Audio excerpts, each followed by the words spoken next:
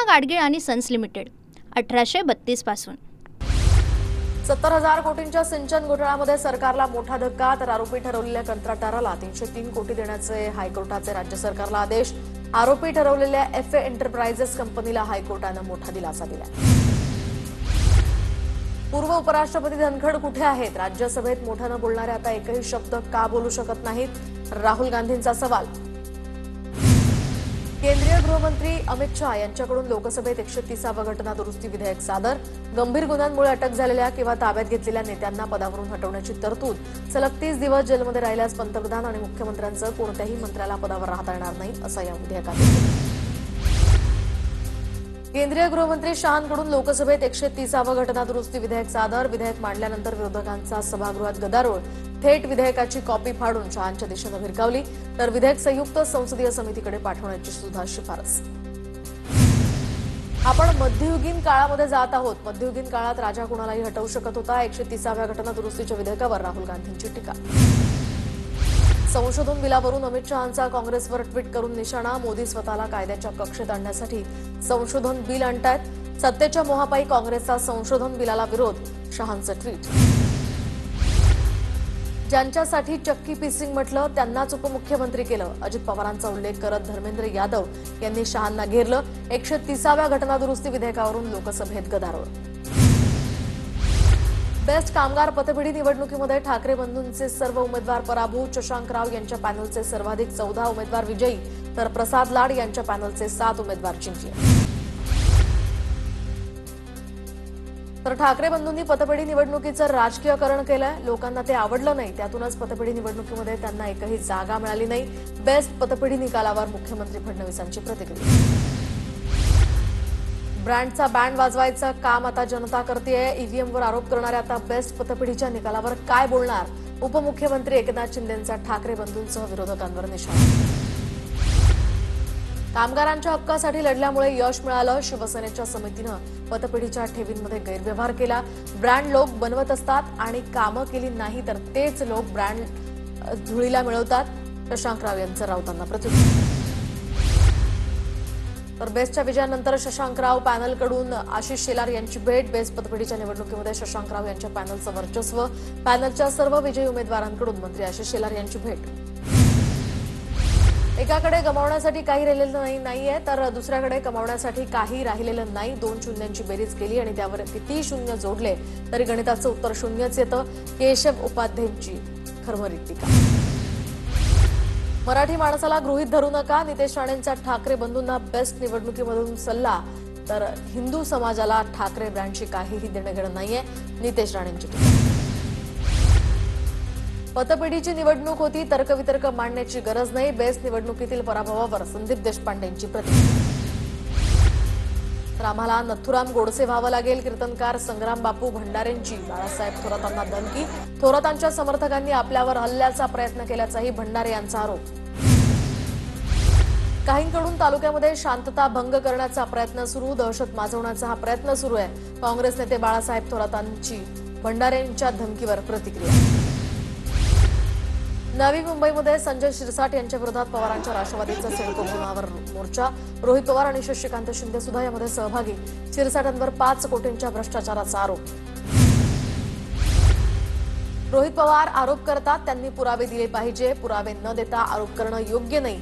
शिरसाटांनी शासकीय जमीन बिवलकरांना दिल्याच्या आरोपांप्रकरणी मुख्यमंत्री फडणवीसांची प्रतिक्रिया. संजय शिरसाटांविरोधातील पुरावे देईल. मुख्यमंत्री देवेंद्र फडणवीसांनी भेटीसाठी वेळ द्यावी. रोहित पवारांचं ट्विट करत आवाहन. मुंबईतील वांद्रे परिसरामध्ये उपमुख्यमंत्री एकनाथ शिंदेंच्या निवासस्थानी बैठक. दरम्यान महापालिका निवडणुकांच्या पार्श्वभूमीवर शिंदेंच्या आज शिवसेनेची ही बैठक संपन्न. एका नवीन ॲपच्या मदतीनं पदाधिकाऱ्यांची नोंदणी करण्यात येणार. बेस्टमध्ये महायुतीचा झेंडा फडकला, तसाच मनपा निवडणुकीत फडकवायचा आहे. बैठकीत उपमुख्यमंत्री एकनाथ शिंदेंच्या पदाधिकाऱ्यांना सूचना. पुणे विद्यापीठ चौकातील दुमजली उड्डाणपुलाचं मुख्यमंत्री फडणवीसांच्या हस्ते लोकार्पण. उपमुख्यमंत्री अजित पवारांचीही इथे उपस्थिती. उड्डाणपुलाच्या उद्घाटनाप्रसंगी अजित पवारांच्या हातात गाडीचं स्टेअरिंग. दरम्यान पुण्यात उड्डाणपुलाच्या उद्घाटनावरून महायुतीमध्ये श्रेयवाद. उद्घाटनापूर्वी भाजप आणि राष्ट्रवादीच्या पदाधिकाऱ्यांकडून घोषणा. एनडीएचे उमेदवार सीपी राधाकृष्णन यांच्याकडून उपराष्ट्रपती पदासाठी अर्ज दाखल. राधाकृष्णन यांच्यासमोर इंडिया आघाडीच्या बी सुदर्शन रेड्डी यांचं आव्हान. सीएसडीएसचे प्रमुख संजय कुमारांविरोधात नाशिक नागपुरात गुन्हा दाखल. महाराष्ट्रातील मतदार याद्यांमध्ये घोळ असल्याचाही आरोप. निवडणूक आयोगाकडून पोलिसात तक्रार. जिल्हा नियोजन समितीच्या निधी वाटपाचा फॉर्म्युला ठरला, त्यामुळे पालकमंत्र्यांच्या मनमानीला चाप बसणार.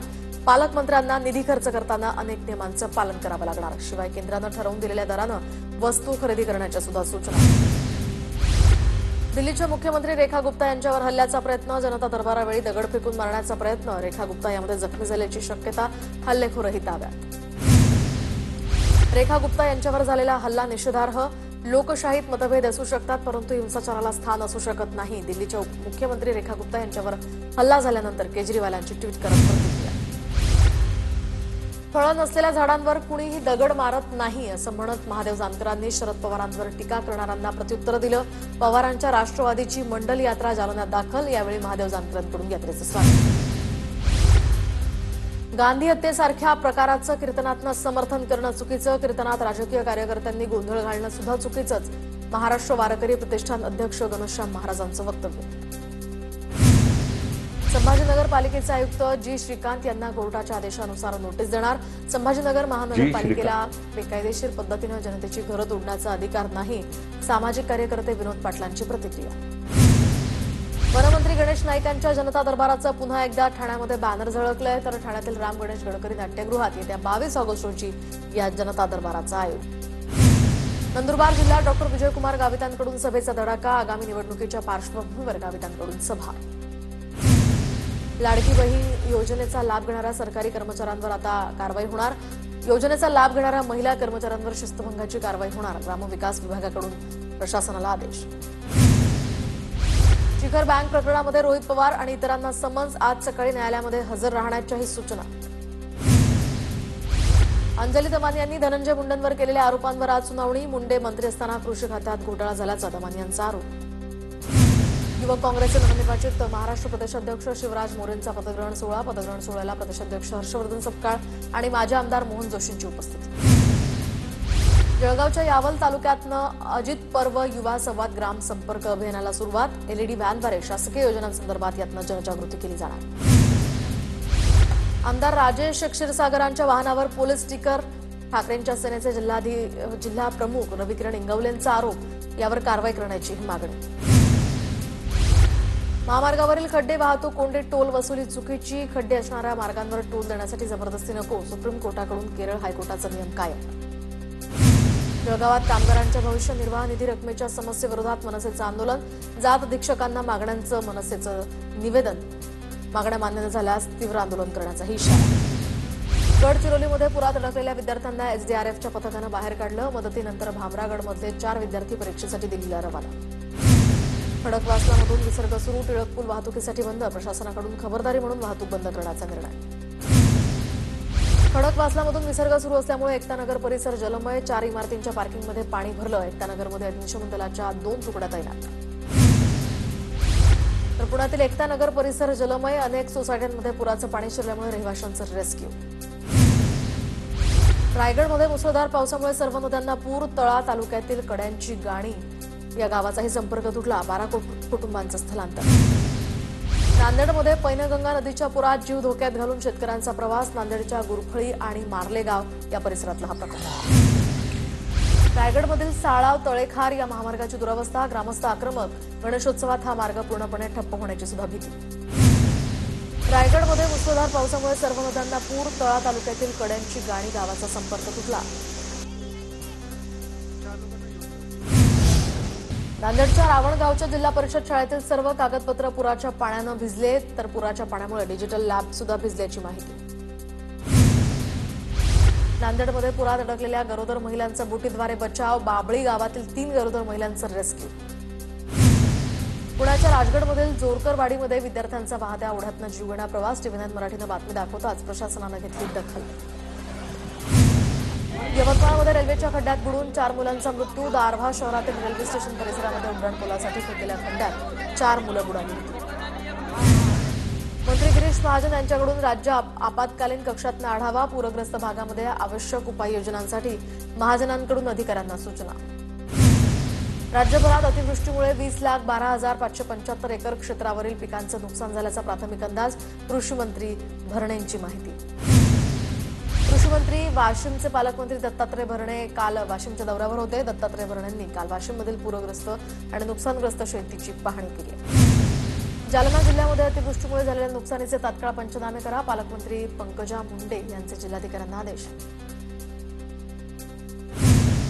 अमरावतीच्या चांदूर बाजार अचलपूर या तालुक्यामध्ये पावसामुळे शेती पिकांचं मोठं नुकसान. बच्चू कडू यांच्याकडून नुकसानग्रस्त भागाची पाहणी. शेतकऱ्यांना त्वरित मदत करण्याचंही आवाहन. नाशिकच्या इगतपुरीतील घोटी ग्रामपंचायत हद्दीतील कातकरी या वस्तीमध्ये पाणी शिरलं, तर या भागातील झोपड्या आणि घरं पाण्याखाली गेल्यानं नागरिक रस्त्यावर. नंदुरबार जिल्ह्यामध्ये महिनाभराच्या कालखंडानंतर मुसळधार पाऊस. पावसामुळे शेती पिकांना जीवनदान. जिल्ह्यामध्ये दमदार पाऊस नसल्यामुळे धरणातील पाणी पातळी सुद्धा चिंताजनक मार्गावर. नंदुरबारमध्ये एप्रिल महिन्यात झालेल्या अवकाळी आणि अतिवृष्टीमुळे शेतकऱ्यांचं मोठं नुकसान. शेतकरी अद्यापही मदतीपासून वंचितच. 1,100 शेतकरी नुकसान भरपाईच्या प्रतीक्षेत. धाराशिवच्या परांडा परिसरामध्ये अतिवृष्टीमुळे उडीदासह खरीप पिकांचं मोठं नुकसान, तर काढणीला आलेला उडीद मातीमोल नुकसान भरपाई देण्याची मागणी. परभणी जिल्ह्यामध्ये 57,000 हेक्टर शेतीचं नुकसान. पंचनामे सुरू, मात्र आठवडा लागण्याची शक्यता. 52 महसूल मंडळांपैकी 45 महसूल मंडळांमध्ये अतिवृष्टी. रत्नागिरीमधील मुसळधार पावसामुळे भात शेतीला मोठा फटका. काजळी नदी इशारा पातळीवरून वाहते. नारळाच्या बागेत सुद्धा 4 फूट पाणी साचलं. यवतमाळच्या घाटंजीमध्ये पुरामुळे शेतीचं नुकसान. आमदार राजू तोडसाम यांच्याकडून नुकसानीची पाहणी. अनेक गावांमध्ये पाणी शिरल्यामुळे जनजीवन विस्कळीत. वर्ध्याच्या आष्टी तालुक्यातील देलवाडी जोलवाडी या शिवाराला पावसानं झोडपलं, तर जोरदार पावसाचा संत्री उत्पादक शेतकऱ्यांना सुद्धा मोठा फटका. पालघरच्या पिंपळशेतमधील चारोटी वाणगाव या ठिकाणी मुख्य रस्त्यावरील पूल पाण्याखाली गेला होता. पुराच्या पाण्यात अडकलेली रिक्षा स्थानिकांनी उचलून बाहेर काढली. इगतपुरीच्या देवळाली कॅम्प हद्दीतील शेणीमध्ये पुलावर पाणी साचलं. पुलाच्या मधोमध ही कार अडकली. रत्नागिरीतील जगबुडी आणि कोदवली नदी इशारा पातळीवर. 3 दिवस पुराचं थैमान घालणारी कोदवली नदी सध्या संथ गतीने वाहू लागली आहे. जायकवाडी धरण 95% भरलं. पाणलोट क्षेत्रातील पावसामुळे धरणात मोठ्या प्रमाणात पावसाची आवक. नाशिकमध्ये गोदावरीच्या पाणी पातळीमध्ये वाढ. दुतोंड्या मारुतीच्या कमरे एवढं पाणी. रामकुंड आणि गोदा घाटाचा परिसर पाण्याखाली. मंत्री शंभूराज देसाई यांच्या हस्ते कोयना धरणाच्या जलसाठ्याचं पूजन. कोयना धरण 101 टीएमसी भरलं, तर कोयना धरणातलं कृष्णा नदीमध्ये विसरलं. नाशिकमधील माणिकपुंज धरण ओव्हरफ्लो झालंय, त्यामुळे धरणाच्या सांडव्यातून निघणाऱ्या पाण्यामुळे ओ पॉइंट धबधबा प्रवाहित. गेल्या 4 दिवसांपासून सुरू असलेल्या पावसामुळे मोरबे धरण सुद्धा 100% भरलं. नवी मुंबईकरांची पाण्याची चिंता मिटली. नदीकाठच्या नागरिकांना सतर्कतेचा इशारा. जळगावच्या चाळीसगाव तालुक्यातील सर्वात मोठं मन्याड धरण सुद्धा 100% भरलं. अवघ्या 19 दिवसातच धरण ओव्हरफ्लो झाल्यामुळे शेतकऱ्यांसह तालुक्यात आनंदाचं वातावरण. अहिल्यानगर जिल्ह्यातील भंडारदरा धरण 98% भरलं. धरणातनं 12,000 क्युसेकनं प्रवरा नदीमध्ये विसर्ग सुरू. छत्रपती संभाजीनगरच्या कन्नड तालुक्यातील अंबाडी प्रकल्प पूर्ण क्षमतेनं भरला. या प्रकल्पातनं शिवना नदीत विसर्ग. सांगलीमध्ये कृष्णा नदीची पाणी पातळी सध्या 36 फुटांहून जास्त, तर वारणा नदी पात्राबाहेर. गुजरातमधील अमरेली, जाफराबाद आणि सोमनाथ जवळ समुद्र खवळला. पावसाचा जोर वाढल्यामुळे 3 बोटी बुडाल्याची माहिती. आगामी गणेशोत्सव ईदच्या पार्श्वभूमीवर नवी मुंबई पोलिसांची बैठक संपन्न. मिरवणूक काढताना नियमांचं पालन करण्याचं या ठिकाणी आवाहन. नंदुरबारमधील विद्यार्थ्यांसाठी क्रीडा गणवेश बंधनकारक. क्रीडा गणवेशांमुळे आता पालकांची आर्थिक लूट होत असल्याचाही हिंदू सेवा सहाय्यक समितीचा आरोप. जळगावच्या कासुदामध्ये संत सेना महाराज पुण्यतिथी निमित्तानं मिरवणूक संपन्न. नाभिक समाजाकडून पालखी मिरवणुकीचं आयोजन. गणेशोत्सवाच्या काळात मुंबई गोवा महामार्गावर अवजड वाहनांना बंदी. 16 टनांपेक्षा जास्त वजनी वाहनांना बंदी असेल. नागपूरच्या मूर्तिकारांना गणपतीच्या मूर्ती साकारल्या. दरम्यान मूर्तींसाठी महाराष्ट्र, मध्य प्रदेश आणि उत्तर प्रदेशातील मातीचा उपयोग. मुंबईतील नरिमन भाट या नगर प्रभादेवीजवळ अजगर आढळला. सर्पमित्रांनं या अजगराला रेस्क्यू केलं. वसई विरार मनपाच्या माजी आयुक्तांची कोठडीमध्ये रवानगी. ईडीनं दुसऱ्या रिमांडसाठी अनिल पवारांना कोर्टात हजर केलं होतं. यवतमाळमध्ये रेल्वेच्या खड्ड्यात बुडून 4 मुलांचा मृत्यू. दारव्हामध्ये उड्डाणपुलासाठी खोदलेल्या खड्ड्यात 4 मुलं बुडाली. सिडकोकडून नवी मुंबईत लवकरच जम्बो लॉटरी काढली जाण्याची शक्यता. सरकारनं लवकरच निर्णय घेतल्यास सिडको लॉटरी काढू शकते. जळगावच्या एरंडोलमधील खेडी गावात एकाच कुटुंबातील 5 जणांचा विजेच्या धक्क्यानं मृत्यू. कुटुंबासोबत असलेली 1.5 वर्षांची चिमुकली सुखरूप बचावली. पूना गाडगीळ आणि सन्स लिमिटेड 1832 पासून.